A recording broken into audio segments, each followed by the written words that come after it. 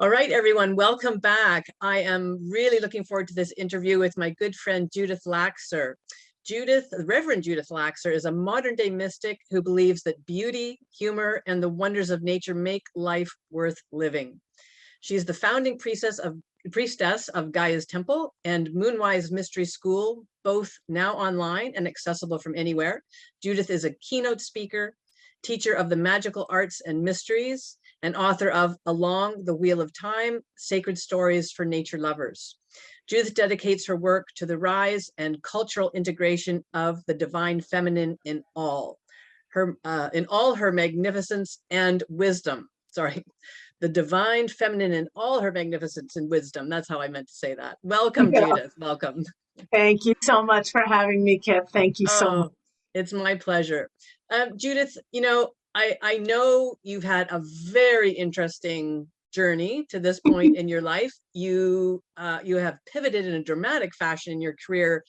Early on, you were a dancer in musical theater in New York, I think. Can you tell us a little bit about that and what caused you to leave that profession and then, turn to something else for the work that you're doing? Yes, thank you. Yes, I have a former profession in the performing arts, musical theater specifically, so singing, acting, dancing, all of that. And I had a fair modicum of success at it, actually. When I look back, I'm like, I didn't do half bad. But I felt a calling for something different and something else. It took me a long time to recognize that calling. And to recognize it as a calling. And it took me a long time to accept that it was real and true and I wasn't just making up and didn't have delusions of grandeur, and to actually turn toward it in a serious way. So I was in my 30s. I had just turned 30, and by 32, I was sort of done. And my last show was actually a European tour of the musical Evita. And it was beautiful, and I loved doing that show, and I loved touring all over Europe, and it was exciting, and I could feel like this was not sustainable for me. It was wonderful, and I loved it, but I knew that there was something more and something different. And so when I landed back home, I had a period of time there where I wasn't what I was, and I wasn't yet what I was becoming. And it was kind of a difficult time because we live in a culture that is so identified by what we do. When we first meet somebody, what do you do? That's almost one of the first questions. Like, that defines us. And in many ways it does. And my answer was, I don't know. I don't know. I'm still becoming. So it took a little while for me to realize what it is that what my calling really entailed. And one thing that I'll say about this, when I got back from that show, Evita, a group of girlfriends and I worked through a book called Wishcraft. And the author's name escapes me right now, but it was this like workbook of determining like what matters to you and what do you feel is a natural talent and a natural gift. And at the end of that, I think we did it like in 6 weeks or something, or over several months. And at the end of that process, on the page, I had the word ritualist. And I'd never even heard that word before. I didn't even know anything about that, or what that even meant, really, other than I was drawn to sacred times, holy moments, ceremony. My spirit was calling me there. And here I am now, a ritualist, as one of many things that I do in my profession, but it definitely was a calling. And you got to listen. Yeah, well, so many things I want to unpack in what you've just said there. And I do want to get to what you're doing now, the beautiful work you're doing with Gaia's Temple. But you've touched on a few things. One is that sense of not really knowing. So the profession you were in originally, you loved it, you lived it. It's what I'm sure it didn't feel like a job. It was your life, your passion. Was my life. Right. But very hard on the body at some point to sustain. I mean, that's probably part of what you felt you couldn't sustain indefinitely. As a dancer, rigors. yes. Yeah, as a dancer, yes. There's only so far you can go as a dancer before the body just goes, I'm done. It's like any other sort of athletic thing. At some point you realize the physical limitations.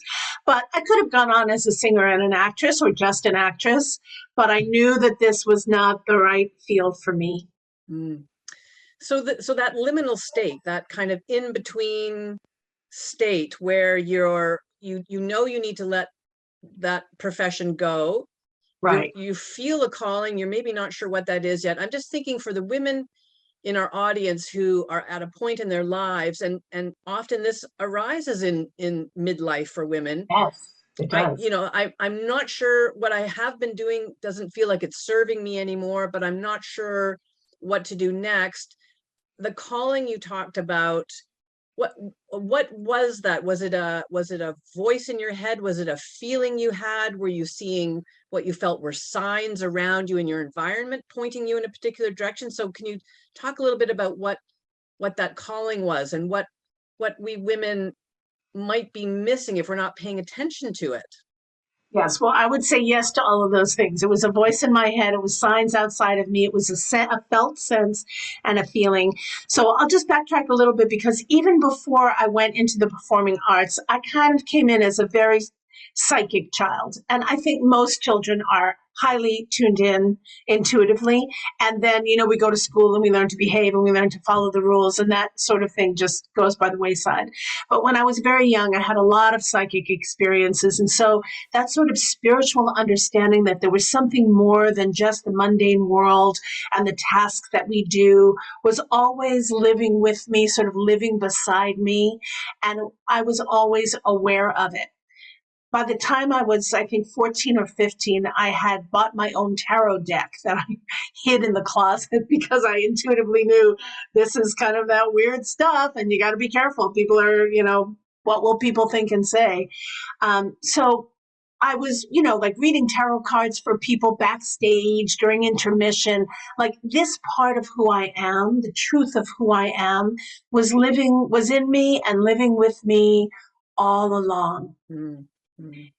And so that's what I would advise to anyone who is making some sort of a transition, to really contemplate, who have I been my whole life long? What is it that I had to put aside or pretend wasn't there, or culture told me that's for kids or youth, but now that you're a grown up, you have to, what have you. And to really delve in there and find what is your truth that's been with you all along, because there's a kernel in there about who you are. And if what you're trying to do at any point in your life is to live more authentically and live more powerfully in your authenticity, you got to go back and find what that was. Now, that doesn't mean when you were a little girl, if you wanted to be a ballerina, that at 40 years old, you're going to become a prima ballerina. But it might be that movement, that dance, that yoga, that might be something that's calling you.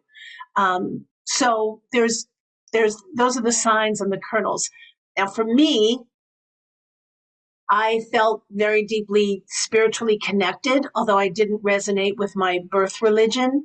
And when I got a little older and started doing research to find like what else is out there, because I can feel spirit, but it doesn't look like what they're telling me there, and I discovered the divine feminine, and I found the great mother goddess. It was like, that's it.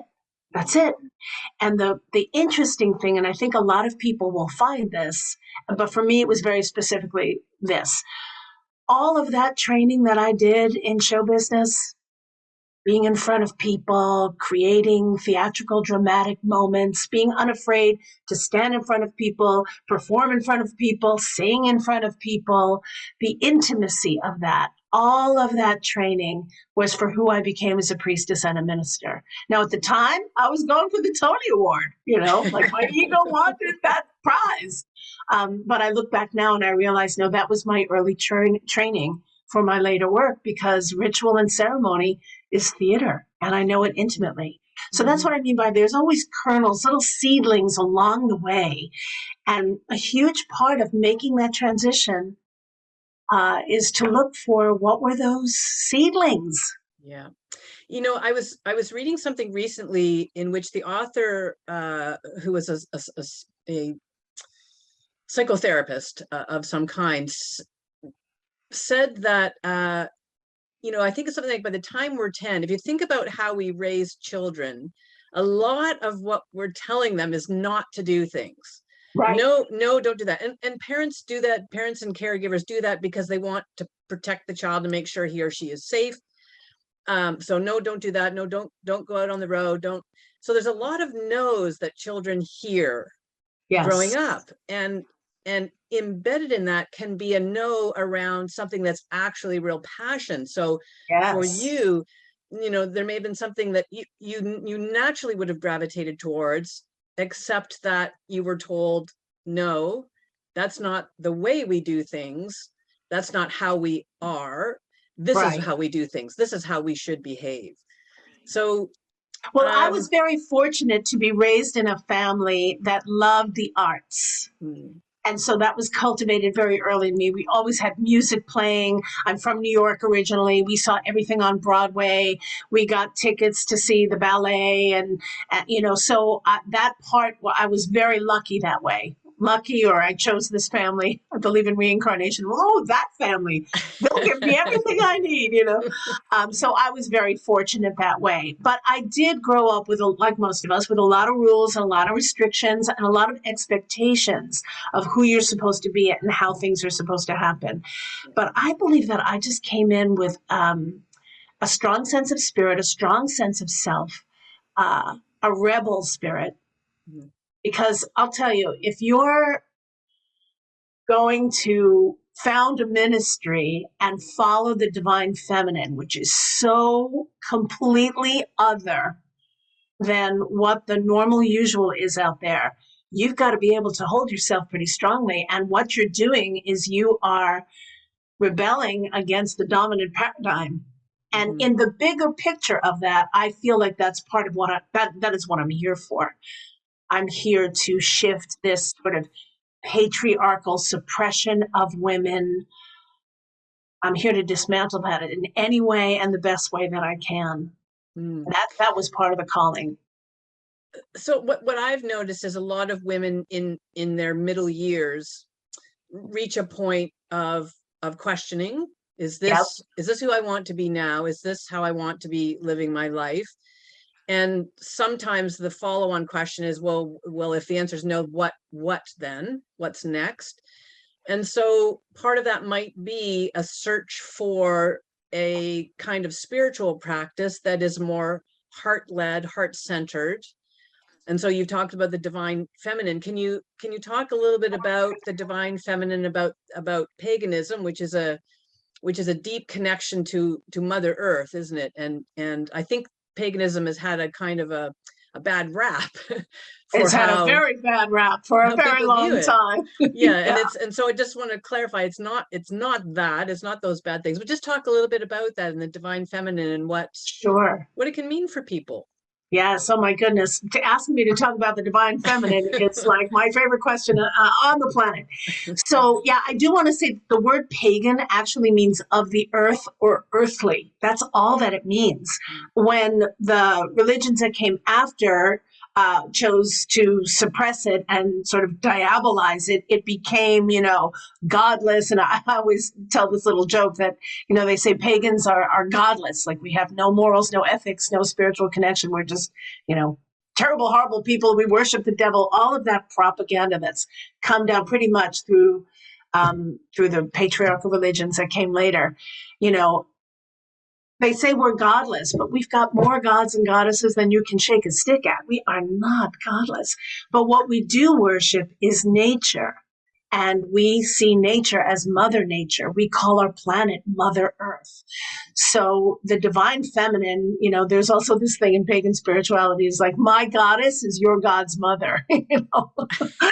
And so, when you go back far enough and you see how people were deeply connected to the earth, lived in concert with the earth, nurtured the earth as the earth nurtures us, it was a completely different spiritual connection. When you look at where we are now on our planet, with all of the trouble that we are experiencing, primarily climate change, because when all is said and done, that's going to be the thing that we have to manage. It comes down into political division and economic division and racism and all the other things that are happening.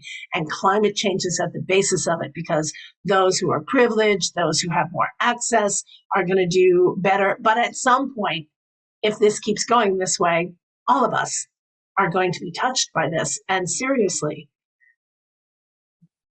how we got here was because we do not honor the feminine.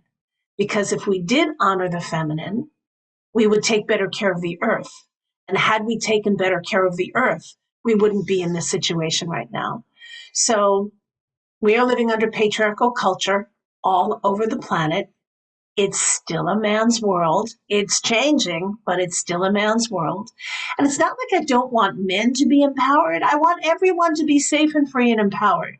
But women need to be the most empowered right now, because I think with our sense of connectedness, our sense of nurturing and sustaining, our sense to tend and befriend rather than, shoot and run, this is what's going to turn things around. So spiritually, our God is, this old white man sitting on a throne in the heavens. Or most of the religious icons are male. Mm-hmm. We women have had, like Mary Magdalene, like that's our choice in modern religions, a virgin or a whore. We have nothing to look to see ourselves as divine. When you start to embrace the goddess, or to look toward goddesses from cultures all over the planet and how she was revered and her different aspects, women have a place to see themselves as divine. And for me, that was my in. That was a place. So not everybody's going to have a calling, a spiritual calling like this, and it's going to found a ministry. But when I started to see myself as divine, when I started to see the qualities, the feminine qualities specifically, and how important they are, how they have been disrespected and need to be respected, how they have been dishonored and need to be centered and honored. That changed everything for me. And I think that changes everything for women. I've taught hundreds of women at this point about their own personal empowerment. And that comes in finding our voices. It comes in finding our heart and our courage to take the actions in alignment with our truth. And another part of that is, how do we see ourselves spiritually? Because it's that spirit, that we are spiritual beings. What's that expression? We're spiritual beings having a human experience rather than a human being having a spiritual experience. We are primarily spirit. And if we don't see anything we can relate to, if we don't feel empowered, not divine in a way like, oh, I'm better than you, that I am actually part of God, instead of I'm the bringer of original sin and all the troubles are in the world are because of me. What a complete difference that is. Yes. I wonder if it's useful to make a distinction. What we're not talking about is male energy versus female energy, but masculine energy and feminine energy, both of which are in all of us. So this is not just a spiritual practice for women. It's for everyone to bring forth more of the feminine energy. And the feminine energy includes loving and nurturing and connecting, supporting, honoring the earth and the natural world and so on. And each other. Absolutely. Yes. And so just so that we're not clear. We're clear. Yeah, so we're clear that it's not a down with men message in any way. It's more about the energies that we have and maybe the shift that's required to be in better harmony with the natural world around us, take better care of it and of one another. Yes, I definitely have men in my congregation in Gaia's Temple, beautiful, loving, wonderful men who understand that the balance in the world is going to happen when they uplift the feminine and when they find and, embrace the feminine within themselves. What we women need to do is to embrace the masculine within ourselves, but not the masculine as it's modeled in our culture, which is, about competition and acquisition and being powerful and being the first and the best and the biggest and the strongest and the richest and, all of that sort of thing. But true masculinity, which is radiant, which is strong, and which is protective, those qualities, how can we find our own strength? How can we become sovereign so that we can make our own choices and decisions? And I think that when we make those decisions from that feminine viewpoint, we're looking to what's going to take care of all of us or most of us or as many of us as we can, as opposed to what happens in a patriarchal culture, which is me first. Mm-hmm. And if there's some left over, maybe you'll get some. That shift, I think, happens. But you are correct. We each have masculine and feminine within us. And one of the things I like to talk about when it comes to feminine and masculine, which brings it away from gender or gender identity, is that feminine energy is magnetic. It draws to it, right? It's like the moon, right? The tides are drawn in and out, ebb and flow. Masculine energy is radiant, like the sun. It comes from a source and radiates outward. That's the whole electromagnetic thing we've got going on this planet. One is not more powerful than the other. Radiance is not more powerful than magnetism, but they operate differently. And if we have one operating more than the other, we're out of balance. And here we are. So I'm not looking to annihilate men. I don't hate men. It's nothing like that. But women now have to really step up into their power so that we can shift what is going on. Oh, it's such a beautiful message. I really love that, Judith. And I'm wondering, what has been your experience? We women, when we reach these middle years or the beginning of the second act, as some like to refer to it, it seems that this time in our life is such a catalyst for a desire for something more, something better. We don't want to keep following the rules that don't serve us anymore. We feel we need a change to it. Is that your experience in working with women, that this is a time for change? And what do you think is behind it? Why is this the time that seems to arise in our lives for so many? Not all, but for many. Yeah, I think there are a couple of reasons, but primarily I think what happens is the longer we are here on the planet, and hopefully the more we are maturing. And this is the gift of maturity. So in a culture that tells us as we get older, we become less important, particularly women, right? Older women are invisible. We're not young. We're not pretty, which I don't think is true. We're not young, certainly, but I don't think that means that we're not as beautiful as we age. But our culture tells us that we're supposed to stay young and be young, drink Pepsi, that sort of thing. But I think as we mature, that maturity gives us a little bit more gravitas, and it gives us more power. And we can say, you know what, the first act of my life, I was busy pleasing everybody else or living into everybody else's expectations. I'm a little tired of doing that. And, I'm 63 now. And it's like, I'm not interested in engaging with anyone or doing anything that really isn't in alignment with my truth. But it took me a long time to get there, and I think that's part of maturing. So I think that's one part. Mm. The other part is, at 63, I've lived longer, most likely, than I'm going to. I don't want to live to 126, I want to be gone by then. Yeah. And so now we're looking at, okay, if I'm in the middle of my second act and I've got up to 3, then chop, let's go. What am I waiting around for? Mm-hmm. Why am I waiting, trying to please somebody or fill in somebody else's idea of who I'm supposed to be? This is the time. So I think it's a combination of two things. One, we're tired of trying to please everybody. And I think this is particular to the women of our era and at this point in history.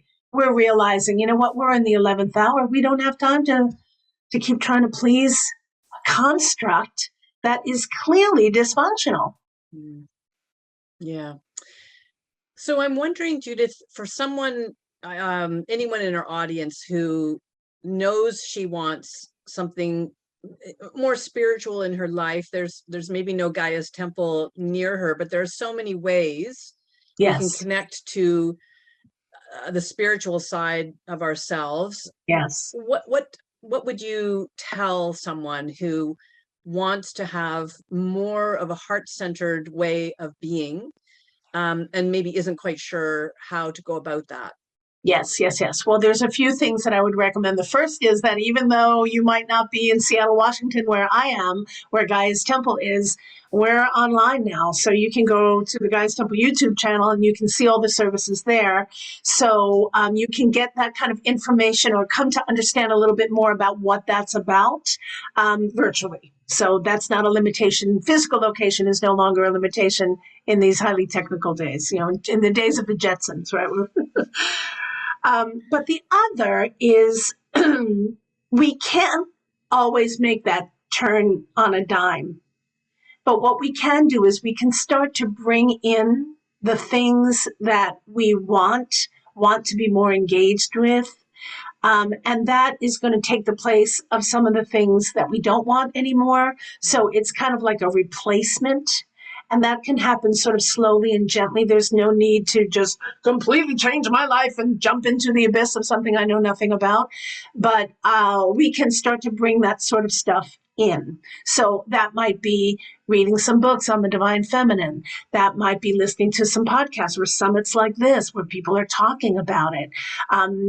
Googling goddess temples and see what comes up. There might be something in your area that you don't know about. There's so much information out there that you can glean and find. So that's kind of the intellectual part of it. Like, I want to understand what's going on. But what I would recommend is to get out in nature, because nature speaks to us. And that's where she is. She's in nature. She's in the flowers and the trees and the birds and the bees and your garden and the park and the ocean and the seashore and the mountain and the hike. These are the places where we remember who we truly are. And when we get out in nature and connected to her, to me, that is a spiritual experience. I really love that. And I can say absolutely from experience, when I find in my life that things are feeling just off kilter, I don't seem to be grounded, I struggle with things that maybe weren't difficult, you know, a few weeks ago, I'm having a hard time making clear decisions about things.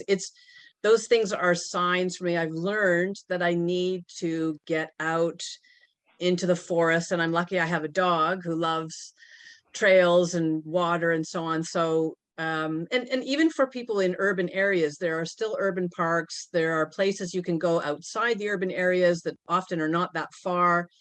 I used to live in New York City, where I was going to Central Park all the time just so that I could get off the pavement and feel my feet on grass and soil. Yes. Yeah, that's so important, isn't it? Just even, or a beach, having your toes in the sand or in the surf. I mean, those kinds of things, to me, they fill me up again. And, you know, I spent over 3 decades on Vancouver Island, the west coast of Canada. And always I would find there's this beautiful beach, all these gorgeous remote beaches up the west coast, and I would, if I found myself feeling nothing feels like it's on track right now, clearly I need to take a day, drive up, bring my dog with me, and just spend time walking along the beach in the surf, listening to the surf, that rhythm. So those natural rhythms, I think, probably also an important part of paganism, attuning to natural rhythms, waves coming in, seasons, even daylight hours, dark hours, those kinds of natural things that we learn to pay less attention to because we have lights now, we have heat now, we have you know, ways of overcoming it. And really what we need is to reconnect with it. Yes. And I think when we do, we come to love it even more. And then we want to steward and protect it. And that's what's so necessary in our era. Yeah. I think you're a pagan at heart, Kip. Probably so. Probably so. Oh, Judith, I could just go on forever talking with you about these things, but I'm going to bring it to a close shortly. But I'd love to invite you to share with our audience your gift for everyone. Oh, yes, I will certainly do that. And I have one more thing that I want to say. I just want to say this to the women who are watching or participating in this summit. Find your bravery. It's in there. Your courage is in there. It's in your heart. Find it and use it. Because one of a great exercise to do is to think of yourself as a little old lady sitting on your rocking chair, looking back and thinking about your life. And what do you want to say about who you are now at this age? Do you want to say, good for me, I found what mattered to me and I went for it? Or do you want to say, what was I afraid of? I was never younger or more ready than I was at that moment, and I didn't take the opportunity. So like I said, you don't have to throw away your entire life and jump someplace where you don't know where you're going, but do find your courage to find what that is, and you will find that resources will come your way because you are in action with your spiritual and authentic truth. So I just Ooh, wanted to. I love that. I get goosebumps. I get goosebumps when you said bravery. Love it. Exactly. So the gift that I'm offering is a half-hour session with me for a psychic tarot reading and or spiritual counseling, or just talking about any way that I might provide some guidance or insight or direction on the path forward. Oh, that's so generous, Judith. Thank you so much. And we will have a link in the email for this interview, so everyone can click on that and take advantage of that very generous gift. I love having my cards read. It's so fun and so informative too. So thank you for that, Judith. And thank you so much for this conversation. I've enjoyed every minute of it.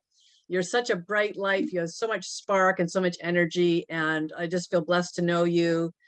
And the work you're doing is so wonderful. So thank you very much. Thank you so much for inviting me to participate and to be among all the esteemed women that you're interviewing. I'm so grateful to you, Kip. Thank you so much. Oh, it's my pleasure.